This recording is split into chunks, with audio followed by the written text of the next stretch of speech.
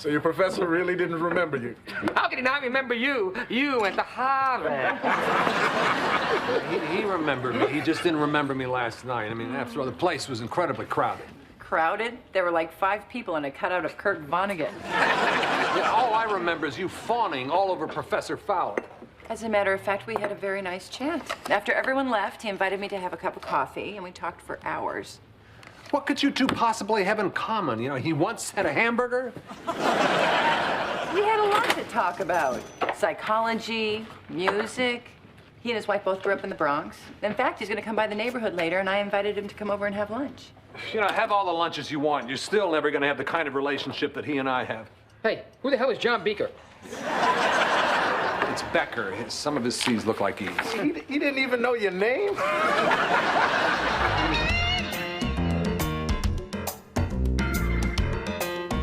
How could he not remember me? Although he is getting older, maybe his memory's starting to go. Gore Vidal says he has one of the greatest minds of the 21st century. Why do you always take Gore Vidal's word over mine? What?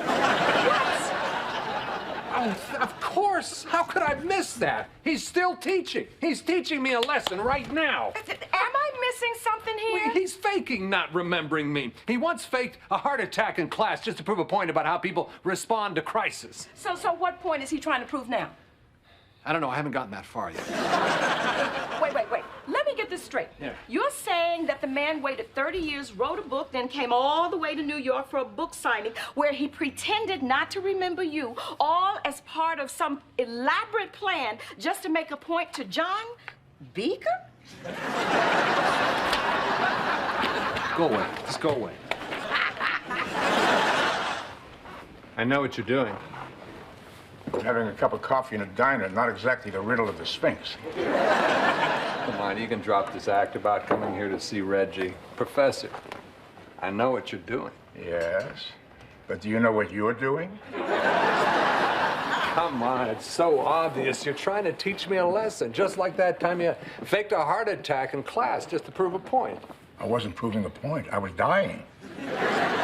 Okay, but I know there's a lesson in here someplace. The only lesson here is that you should take your medication.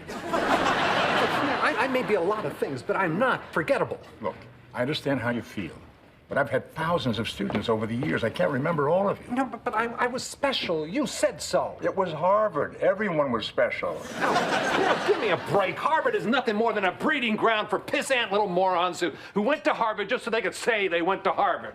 There, I said it. You happy?